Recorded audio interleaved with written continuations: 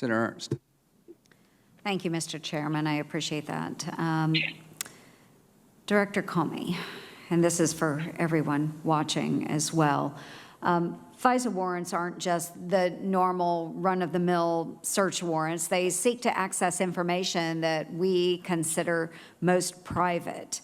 And when talking about the Carter Page investigation, the Steele dossier was the basis for this FISA warrant, and no one's doubting that.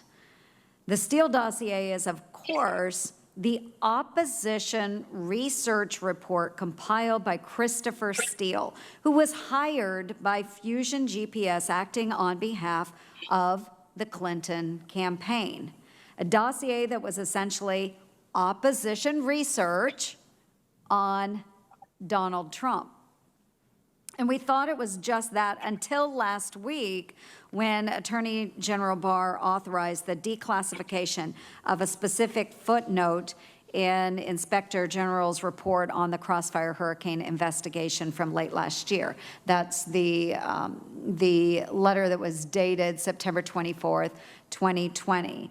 The declassification of that footnote revealed something more disturbing about the Steele dossier. And that footnote revealed that the primary subsource of the Steele dossier was the subject of an FBI counterintelligence investigation between the years of 2009 and 2011 due to their apparent ties to Russia.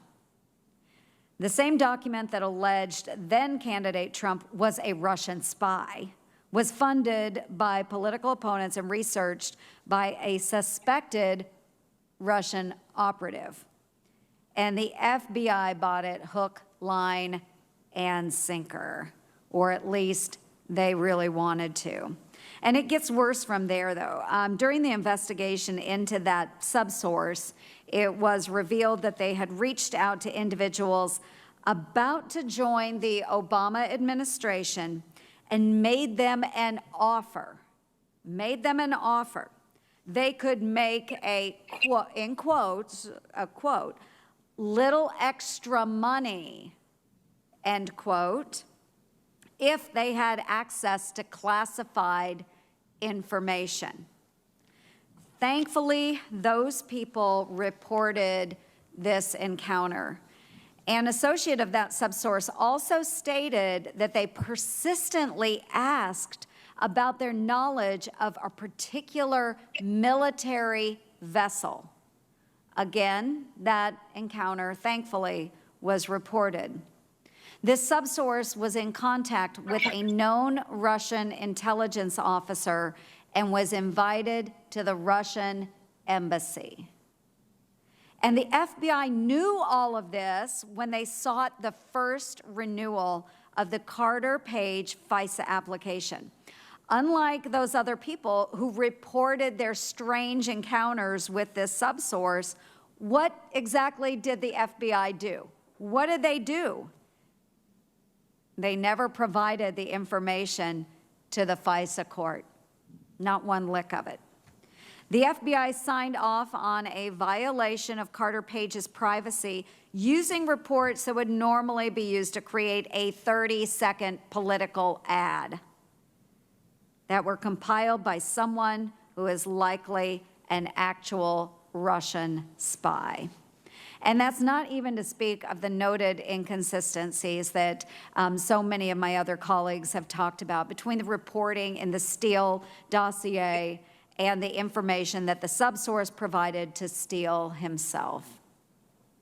Inconsistencies that the Crossfire Hurricane team continued to rely upon when seeking renewed FISA warrants on Carter Page.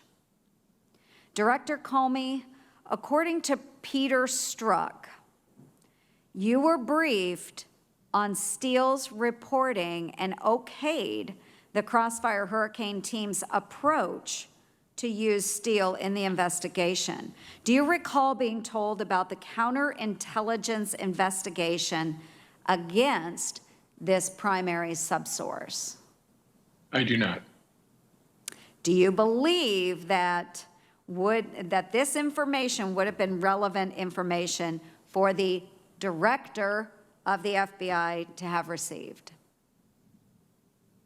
I don't know the answer to that. Maybe at some point it would definitely be important for the team to consider whether it made the subsource less credible or more credible. I could see it cutting both ways. Well, I think that's pretty pertinent information when you're authorizing FISA warrants. I would want to know what are the subsources' motives. You don't think that that's relevant information? Oh, no, I thought you were asking whether it was relevant for them to tell the director. I'm not writing the FISA affidavit.